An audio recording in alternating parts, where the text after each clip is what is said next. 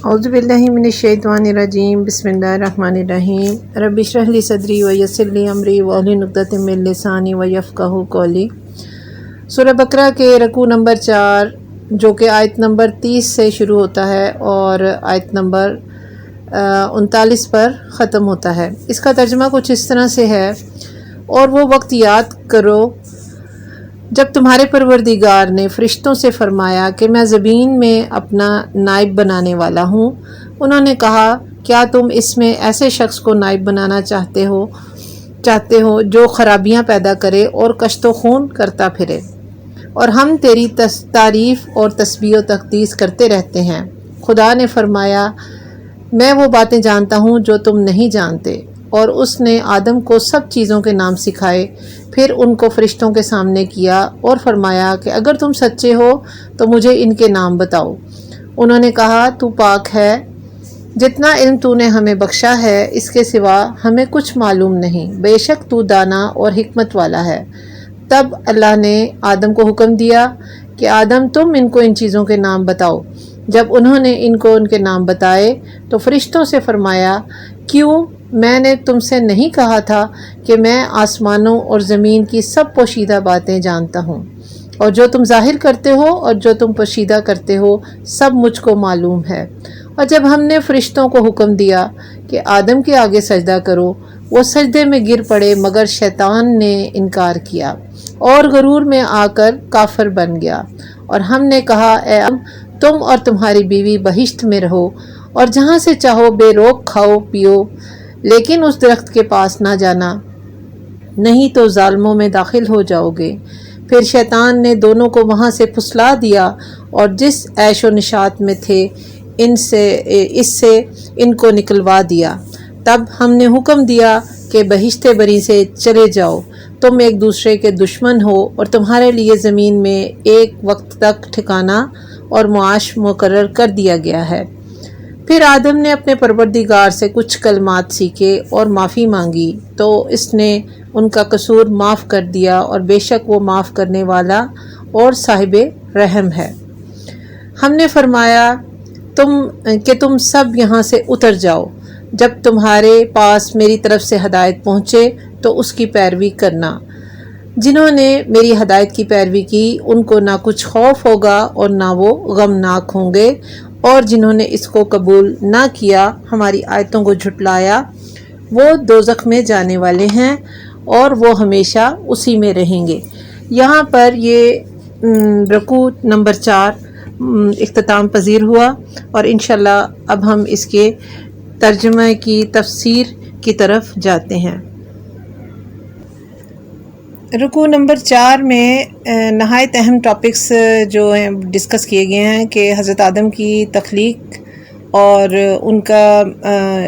کے علم کی بنا پر، یا ان کو جو فضیلت دی گئی فرشتوں پر، اور اللہ تعالیٰ ان کو علم سکھاتے ہیں کچھ چیزوں کے، اور پھر ان کو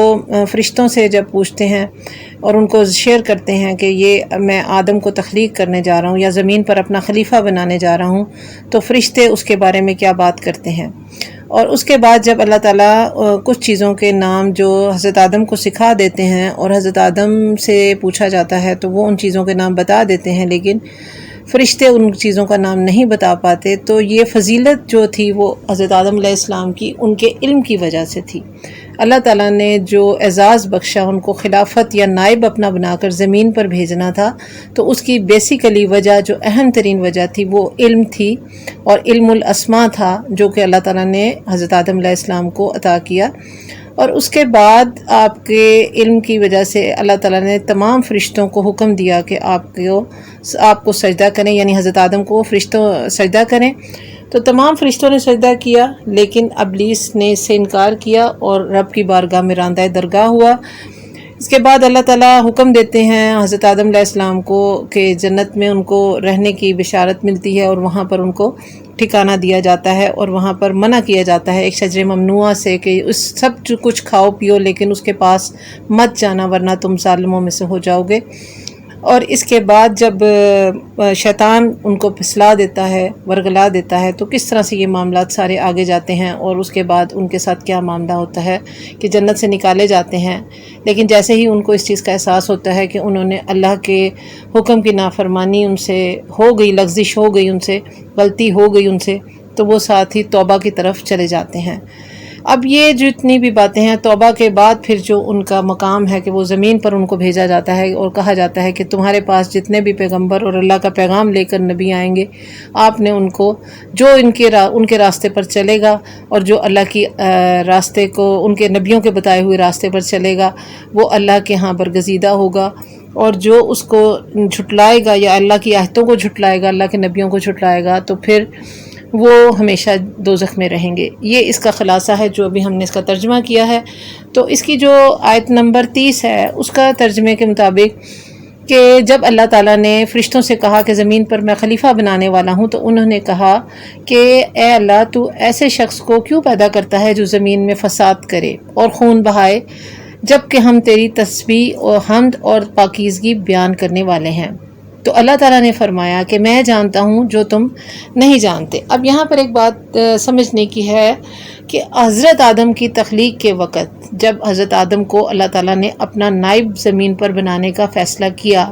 تو اللہ تعالیٰ نے سب سے پہلے یہ بات فرشتوں کے ساتھ جب شیئر کی کہ میں زمین پر اپنا نائب بنانے جا رہا ہوں، تو فرشتوں نے ان کے ساتھ اللہ تعالیٰ کو کہ کیا کہا، اللہ تعالیٰ نے جو ان کے ساتھ بات چیت کی یا اس کا جواب دیا، تو وہ یہ تھا کہ آپ اس ایسے شخص کو، یعنی جو آپ تخلیق کر رہے ہیں، یہ شخص زمین پر فساد پھیلائے گا جبکہ اور خون بہائے گا۔ یہ دو باتیں انہوں نے کہیں۔ سوچنے کی بات یہ ہے کہ فرشتوں نے یہ بات کس طرح سے کہی تھی۔ تو حضرت آدم کو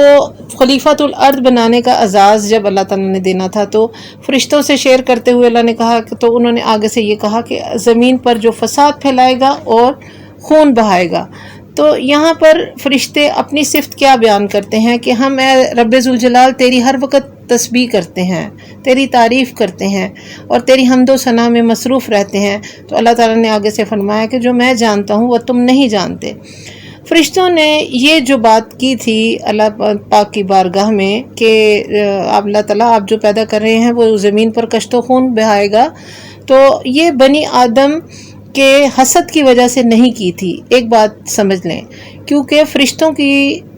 شان یا مادہ تخلیق سراسر نور ہے، وہ جس بات کی دریافت کرنے کی انہیں اجازت نہیں ہے وہ لب نہیں ہلاتے، یعنی ان کو یہ طاقت نہیں ہے کہ وہ کچھ سوال جواب کر سکیں۔ دوسری بات کہ فرشتوں کی طبیعت حسد سے پاک ہے۔ یہ سوال صرف اللہ کی حکمت اور اس راز کو ظاہر کرانے کے لیے تھا جو ان کی سمجھ سے بالا تھا۔ مطلب وہ یہ جانتے نہیں تھے کہ یہ اس مخلوق میں فسادی لوگ بھی ہوں گے، تو باادب پروردگار سے ایسی مخلوق پیدا کرنے کی حکمت پر سوال کیا کہ اگر عبادت ہی مقصود ہے تو ہم تیری تسبیح اور تحلیل ہر وقت کرتے رہتے ہیں اور فساد سے بھی پاک ہیں، اور یہ فسادی مخلوق جو پیدا کی جا رہی ہے، تو اللہ تعالیٰ نے ان کے سوال کے جواب دیا کہ باوجود اس کے کہ وہ فساد پھیلائیں گے، جن حکمتوں اور مصلحتوں کی بنا پر میں اسے پیدا کر رہا ہوں انہیں تم نہیں جانتے، تمہارا علم وہاں تک نہیں پہنچ سکتا۔ میں جانتا ہوں ان میں انبیاء رسل ہوں گے، صدیق اور شہید بھی ہوں گے، ان میں زاہد، اولیاء، ابرار، نیکوکار، مقرب، علماء، صلحاء اور متقی پرہیزگار بھی ہوں گے، میرے احکام کی بصر و چشم تعمیل کرنے والے بھی ہوں گے، میرے انبیاء کے ارشاد پر لبیک کہنے والے بھی ہوں گے، اور ان کی صحبتوں کی یہی بات ہے کہ اس کو وہ ان کی صحبت میں، اللہ کی محبت میں، اللہ کے عشق کے جو راستے پر چلنے والے ہوں گے۔ صحیح کی حدیث میں ہے کہ دن کے فرشتے صبح صادق کے وقت آتے ہیں اور عصر کو چلے جاتے ہیں، تب رات کے فرشتے آتے ہیں اور صبح چلے جاتے ہیں۔ آنے والے جب آتے ہیں تب بھی اور جب جاتے ہیں تب بھی، صبح کی اور عصر کی نماز کے وقت لوگوں کو پاتے ہیں، اور دربار الہی میں پروردگار کے سوال کے جواب میں دونوں جماعتیں کہتی ہیں، جب گئے تو نماز میں پایا اور آئے تو نماز میں چھوڑ کر آئے۔ یہی وہ مقام عبودیت ہے، وہ مصلحت ہے جسے فرشتوں کو بتانا مقصود تھا کہ میں جانتا ہوں اور تم نہیں جانتے۔ اس کا مطلب یہ ہے کہ وہ جسے اللہ تعالیٰ اپنا زمین کا خلیفہ بنانے جا رہا ہے تو اس کا کچھ مقام میں خاص ہے جس کے لیے اللہ تعالیٰ نے اس کو شان خلافت اپنی سونپی ہے، اپنا نائب بنا کر زمین پر بھیجا ہے۔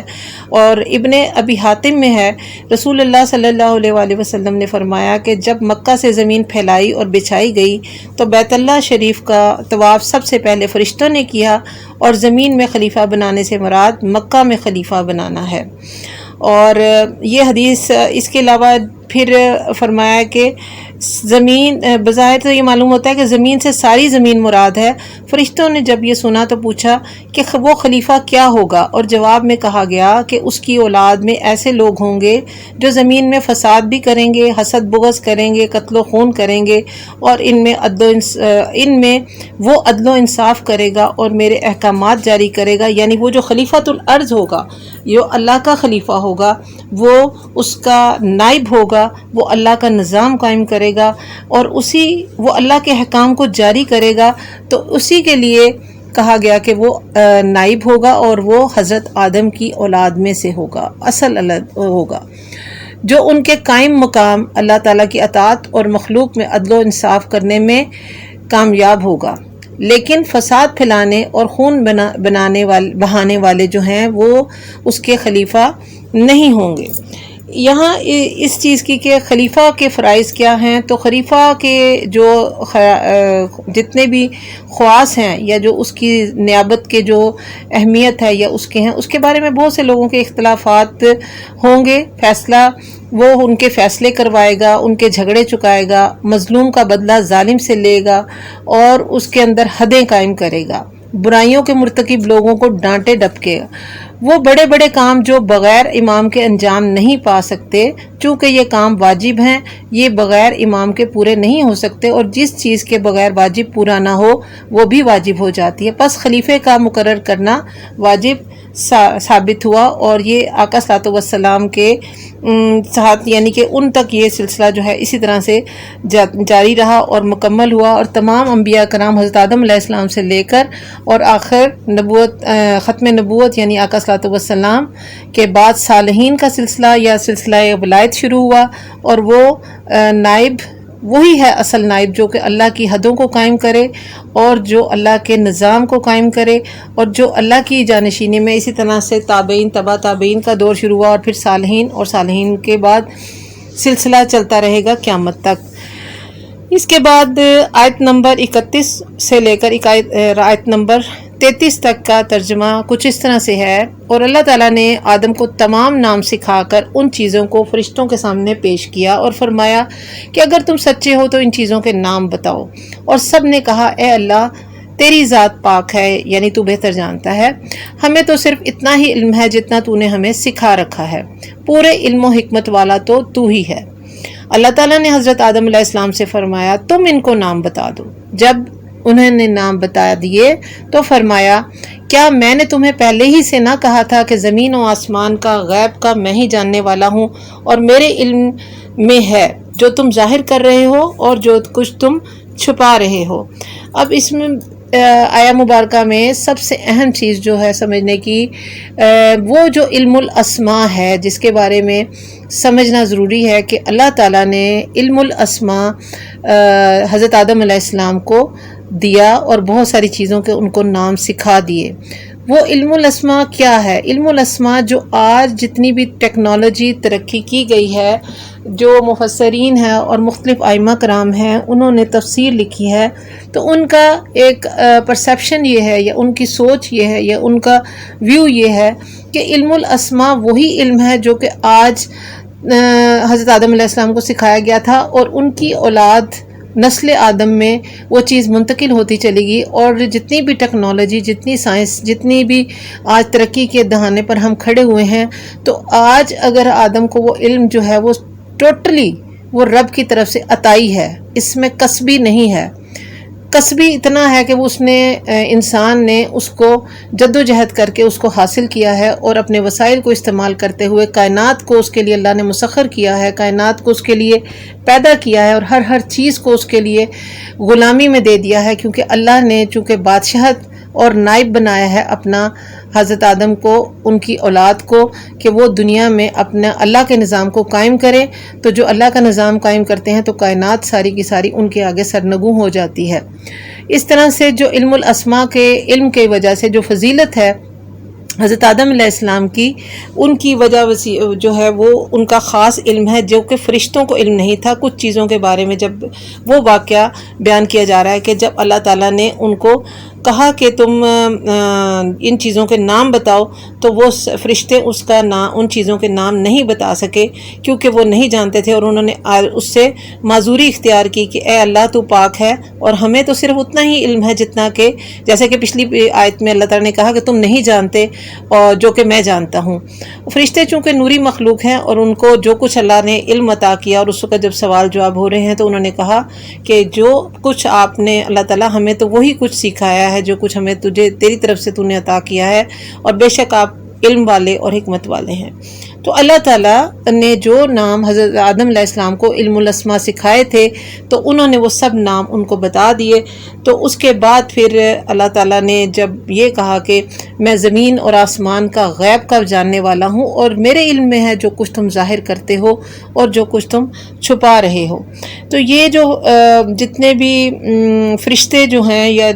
دوسرے بھی انسان، یعنی اللہ تعالیٰ کے علم اور علم الغیب کے حوالے سے جتنی بھی چیزیں ہیں اس کو واضح کیا گیا ہے کہ اللہ کے سوا کوئی نہیں جانتا، کہ جو غیب کا علم ہے وہ صرف اور صرف اللہ کی ذات جانتی ہے. اور یہ اللہ کے وسیع سمندر ہے ایک علم کا، بحر سمندر کے جو ہیں ہم اس کے قطرہ سے بھی واقف نہیں ہیں. ہاں جو وہ عطا فرما دے اس میں اگر اس کی شان ہے کہ وہ جب عطا فرما دے تو اس نے بھی حضرت آدم علیہ السلام کو جو علم عطا فرمایا تو وہ ان کی ایک فضیلت کی وجہ بنی. اس سے پہلے جو ہے یہ واقعہ یعنی کہ جو پوچھا جا رہا ہے، یہ علم الاسماء عطا کیا جا رہا ہے. یہ اس کے بعد پھر جو کہا جاتا ہے کہ آیت نمبر 34 میں کہ اور جب ہم نے فرشتوں سے کہا کہ آدم کو سجدہ کرو تو ابلیس کے سوا سب نے سجدہ کیا، اس نے انکار کیا اور تکبر کیا اور وہ تھا ہی کافروں میں سے. یہاں پر جو چیزیں اصل بات جو چیز یہ بتائی جا رہی ہے وہ یہ ہے کہ ایک جو حضرت آدم علیہ السلام کی فضیلت کی وجہ ان کا علم الاسماء تھا. ان کو فرشتوں کے سامنے چیزوں کو اللہ نے پیش کیا اور اللہ نے ان کو اپنی نیابت کا جو مقام دیا، اس سے اللہ تعالیٰ کا جو مقام دینے کا جو منصب عطا کرنے کا جو ایک فضیلت عطا کری تھی وہ اس کی وجہ تھی ان کا علم. اور وہ اللہ نے اپنے ہی غیب کے علم سے جو عطا کیا تھا وہ اللہ کے علم سے تھا، اس میں ان کا کوئی کمال نہیں تھا. یہ اللہ تعالیٰ نے ان کو اعزاز بخشنا تھا فرشتوں میں، اور اس کے بعد پھر اللہ تعالیٰ مزید اعزاز بخشتے ہیں ان کو اور تمام فرشتوں کو کہتے ہیں، حکم دیتے ہیں کہ تم آدم کو سجدہ کرو. یہ بہت اہم چیز ہے جو کہ پورے کے پورے ایک کائنات کے نظام کو سمجھنے کی چیز ہے کہ اللہ نے جب انسان کو خلیفہ بنایا تو خلیفۃ الارض کے کچھ کوالٹیز ہیں جن کی وجہ سے وہ زمین پر خلیفہ یا نائب کہلانے کا حقدار ہے، اور وہی حقدار ہے جو کہ اس کا تسبیح خواں ہے، جو اس کے اطاعت گزار ہیں، جو اس کے راستے پر چلنے والے ہیں، جو کلمہ حق کو قائم کرنے والے ہیں، جو اس کے عدل اس کی حکمتوں کو جاننے والے ہیں اور جو اس کے راستے پر چلنے والے ہیں. یہی وہ خلیفہ ہوں گے جو کہ آدم اولاد آدم میں سے خلیفۃ اللہ یا نائب اس کے کہلائیں گے. تو اسی بنا پر جب اللہ تعالیٰ نے یہ اعزاز حضرت آدم علیہ السلام کو بخشا اور حکم دیا فرشتوں کو کہ آدم کو سجدہ کرو، تو ابلیس کے سوا سب نے سجدہ کیا. اس نے انکار کیا اور تکبر کیا اور وہ تھا ہی کافروں میں. اب دو کوالٹیز نظر آ جاتی ہیں آپ کے سامنے کہ ایک ہیں حضرت آدم علیہ السلام چونکہ وہ مٹی سے بنے تھے، اور ایک ہے حضرت جو فرشتے ہیں وہ نوری مخلوق ہیں اور وہ سراسر اپنے رب کی بارگاہ میں تسبیح و تحلیل کرتے رہتے ہیں. اور تیسری مخلوق جو ابلیس کا ذکر آیا. اب ابلیس کا تعارف وہ بھی اب آپ کے ساتھ کروا دیتے ہیں ابھی آپ کو کہ ابلیس کیا تھا اور ابلیس کون تھا اور کس طرح سے اس کی سارے یہ معاملات چلے ہیں. حضرت ابن عباس کا قول ہے کہ آسمان و زمین کے غیب کا علم تمہارے ظاہر و باطن کا علم مجھے ہے، یعنی اللہ تعالیٰ یہ فرماتے ہیں کہ یہ اللہ ہی کو ہے، اور ابلیس کے باطنی غرور کو بھی اللہ جانتا تھا۔ اس میں چھپانے والا صرف ایک ابلیس ہی تھا، یعنی کہ ابلیس جو تھا وہ جانتا اس چیز سے کہ جو حضرت آدم علیہ السلام کی بزرگی، برتری اور فضیلت جو اللہ نے ان کو عطا کی تھی، اور جس کی وجہ سے اللہ نے حکم دیا فرشتوں کو کہ وہ آدم کو سجدہ کریں، تو اسے وہ جو ابلیس تھا وہ اس کو جانتا تھا، تو وہ اس لیے اس نے انکار کیا، وہ متکبر ہوا، اور اس کو اپنی عبادت اور تسبیح و تحلیل پر اس پر بڑا غرور آیا، اور اس نے اس سے انکار کیا۔ تو یہاں پر ابن عباس فرماتے ہیں کہ ابلیس جو تھا وہ فرشتوں کا ایک قبیلے میں سے تھا جنہیں جن کہتے تھے، وہ جو آگ کے شعلوں سے پیدا ہوئے تھے۔ اس کا نام حارث تھا اور جنت کا خازن تھا، خازن کہتے ہیں یعنی کہ خزانے کا رکھوالا تھا۔ اس قبیلے کے سوا اور فرشتے سب کے سب نوری تھے۔ قرآن نے بھی ان جنوں کی پیدائش کا بیان کیا ہے اور فرمایا ہے من مارجن من نار، یعنی آگ کے شعلے کی جو تیزی سے بلند ہوتی ہے، اسے مارج کہتے ہیں، جس سے جن پیدا کیے گئے ہیں، اور انسان مٹی سے پیدا کیا گیا ہے۔ زمین میں پہلے جن بستے تھے، انہوں نے فساد، خون ریزی شروع کر دی، تو اللہ تعالیٰ نے ابلیس کو فرشتوں کا لشکر دے کر بھیجا، اور انہی کو جن کہا جاتا تھا۔ ابلیس نے لڑ بھڑ کر مارتے ہوئے اور قتل کرتے ہوئے انہیں سمندر کے جزیروں اور پہاڑوں کے دامنوں میں پہنچا دیا، اور ابلیس کے دل میں یہ تکبر سما گیا کہ میں نے وہ کام کیا ہے جو کسی اور سے نہ ہو سکا۔ چونکہ دل کی اس بدی اور اس پوشیدہ خودی کا علم صرف اللہ ہی کو تھا، یعنی اللہ جانتا تھا کہ ابلیس کے دل میں کیا بات چل رہی ہے۔ جب پروردگار نے فرمایا کہ زمین پہ میں خلیفہ بنانا چاہتا ہوں یا پیدا کرنا چاہتا ہوں، تو ان فرشتوں نے عرض کیا کہ ایسے کو کیوں پیدا کرتا ہے جو اگلی قوم کی طرح فساد اور خون ریزی کریں؟ تو انہوں نے جواب دیا کہ میں وہ جانتا ہوں جو تم نہیں جانتے، یعنی ابلیس کے دل میں جو کبر اور غرور تھا، تکبر تھا، اس کا مجھی کو علم ہے، تمہیں خبر نہیں۔ پھر آدم علیہ السلام کی مٹی اٹھائی گئی جو چکنی اور اچھی تھی۔ جب اس کا خمیر اٹھا تب اس سے حضرت آدم علیہ السلام کو اللہ تعالیٰ نے اپنے ہاتھ سے پیدا کیا، اور 40 دن تک وہ یوں ہی پتلے کی شکل میں رہے۔ ابلیس آتا تھا اور اس پر لات مار کر دیکھتا تھا تو وہ بجتی مٹی ہوتی تھی، یعنی کھنکھناتی مٹی، جس کے بارے میں کہا گیا کہ تمہیں ہم نے کھنکھناتی ہوئی مٹی سے پیدا کیا۔ جب کوئی کھوکھلی چیز ہوتی ہے، یعنی اندر کچھ نہیں تھا، تو اس میں سے آواز آتی تھی، پھر منہ کے سوراخ سے گھس کر پیچھے کے سوراخ سے، اور اس کے خلاف آتا جاتا اور کہتا رہا کہ در حقیقت یہ کوئی چیز نہیں، اور اگر میں اس پر مسلط کیا گیا تو اسے برباد کر کے چھوڑ دوں گا، اور اسے مجھ پر مسلط کیا گیا تو میں ہرگز تسلیم نہ کروں گا۔ پھر جب اللہ تعالیٰ نے ان میں روح پھونکی، یعنی حضرت آدم کے پتلے میں روح پھونکی، اور وہ سر کی طرف سے نیچے کی طرف آئی، تو جہاں جہاں تک پہنچتی گئی خون گوشت بنتا گیا۔ جب ناف تک روح پہنچی تو اپنے جسم کو دیکھ کر خوش ہوئے اور فوراً اٹھنا چاہا، لیکن نیچے کے دھڑ میں روح نہیں پہنچی تھی، اس لیے نہ اٹھ سکے۔ اس جلدی کا بیان اس آیت میں ہے، جیسا کہ انسان کے بارے میں اللہ تعالیٰ کہتے ہیں وَقَانَ إِلَّا الْإِنسَانَ هَجُولًا، یعنی انسان بے صبرا اور جلد باز ہے، نہ تو خوشی نہ رنج میں۔ جب روح جسم میں پہنچی اور چھینک آئی تو کہا الحمدللہ رب العالمین۔ اللہ تعالیٰ نے جواب دیا یا رحمک اللہ۔ پھر صرف ابلیس کے ساتھی فرشتوں سے کہا کہ آدم کے سامنے سجدہ کرو، تو ان سب نے سجدہ کیا، لیکن ابلیس کا وہ غرور اور تکبر اس وقت ظاہر ہو گیا۔ یہاں انسان کی فطرت بھی بتا دی گئی کہ وہ جلد باز ہے اور بے صبرا ہے، اور جلد بازی میں وہ اٹھنے کی جو روح باہر ایک دم سے اٹھنے کی کوشش کر رہے تھے، لیکن وہ ایسا نہ کر پائے۔ اس کے بعد پھر جب آدم کو ابلیس کو سجدے کی بات ہوئی، ابلیس نے انکار کر دیا، تو تکبر اس کا ظاہر ہو گیا، اس نے نہ مانا اور سجدے سے انکار کر دیا، اور کہنے لگا کہ میں بہتر ہوں، اس سے بڑی عمر والا ہوں اور اس سے قوی اور مضبوط ہوں۔ یہ مٹی سے پیدا کیا گیا ہے اور میں آگ سے بنا ہوں، اور آگ مٹی سے قوی ہے، یعنی کہ مٹی نیچے زمین پر ہوتی ہے اور میں آگ جو ہے وہ اوپر اٹھتی ہے۔ اس کے انکار پر اللہ تعالیٰ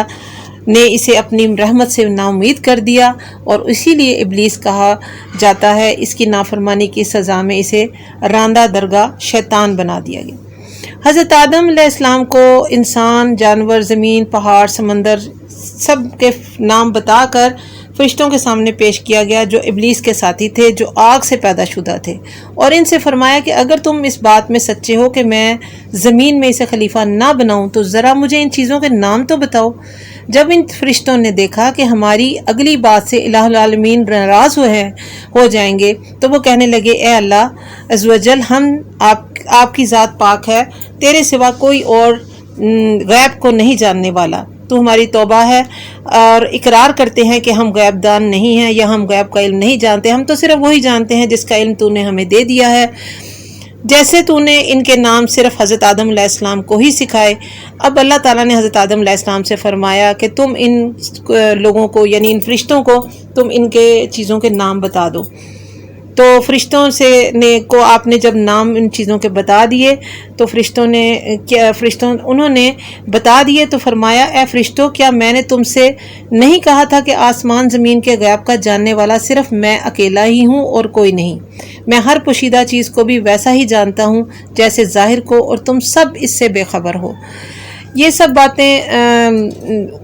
جاننے کے بعد جو ابلیس کا بھی تعارف ہو گیا کہ وہ آگ سے بنا ہے، فرشتے نور سے بنے ہیں، حضرت آدم جو ہیں وہ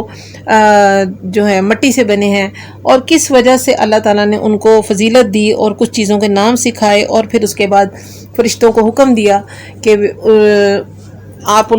فرشتوں کو حکم دیا گیا کہ حضرت آدم کو سجدہ کریں، لیکن انہوں نے انکار، کس نے کیا؟ ابلیس نے انکار کیا، سب لوگوں نے، سب فرشتے جتنے بھی تھے انہوں نے سجدہ کر دیا، لیکن جو ابلیس تھا اس نے چونکہ تکبر کیا۔ اب یہاں پر دو چیزیں سامنے آتی ہیں، آدم کے اندر عاجزی ہوگی تو وہ آدم ہے، اور ابلیس کے اندر تکبر ہے، غرور ہے، اور جو انسان اگر تکبر کا شکار ہوتا ہے وہ بدترین صفت ہے یہ تکبر اور غرور، کہ کسی بھی چیز کو جو اللہ کی عطا کی ہوئی ہے اگر آپ کے دل میں رائی برابر بھی اس میں یہ تکبر آ گیا، غرور آ گیا کہ وہ میری اپنی ذاتی ہے یا میرے اندر کوئی کمال ہے، تو وہ چیز آپ کو ذلیل اور رسوا کر کے رکھ دے گی، جیسے کہ ابلیس کے ساتھ ہوا۔ تو یہاں پر یہ چیز اہم ترین چیز ہے جو دو بیسیکلی صفتیں جاننے کی ہیں کہ آدم کے اندر عاجزی کا عنصر ہونا بہت ضروری ہے، اور ابلیس جو ہے وہ اور اس کے تمام لشکر جو ہیں وہ تکبر کا شکار ہوتے ہیں، اور اسی لیے وہ اس کے متکبر ہونے کی وجہ سے اللہ تعالیٰ نے اس کو راندہ درگاہ کر دیا، اور اسے کیونکہ اس کے بارے میں ڈکلیئر کر دیا گیا کہ وہ تھا ہی کافروں میں سے، اس نے انکار کیا۔ پہلی چیز فرما برداری نام ہے عاجزی کا، عاجز انسان کبھی انکار نہیں کرتا، اللہ کے ہر حکم کے آگے وہ فرما بردار انسان یا فرما بردار کبھی بھی انکار نہیں کرے گا، اور تکبر کے مقابلے میں اس کے اندر عاجزی کا عنصر شامل ہوگا، اور کافروں کے اندر جو ہے یہ تکبر لازمی ہوگا، اس لیے کیونکہ وہ اپنے آپ کو رب کی آیتوں کو جھٹلاتے ہیں، اس لیے کہ وہ رب کے احکامات کو جھٹلاتے ہیں، اور یہی چیز ہے کہ جو آدم کو اور ابلیس کے یہاں سے اپوزیشن کا سلسلہ شروع ہو جاتا ہے کہ ابلیس جو ہے وہ کھل کے سامنے آتا ہے اور اس کو اللہ کے بنائی ہوئی مخلوق یعنی کہ حضرت آدم کی تخلیق سے ناخوش ہوتا ہے، اور وہ کھل کے اللہ تعالیٰ کے سامنے اس چیز کو مطلب انکار کرتا ہے کہ میں اس کو سجدہ نہیں کر سکتا، اس لیے کہ میں آگ سے بنا ہوں، میں اس سے زیادہ طاقتور ہوں، اور یہیں پر وہاں سے اس کی بدبختی شروع ہوتی ہے اور راندہ درگاہی شروع ہو جاتی ہے۔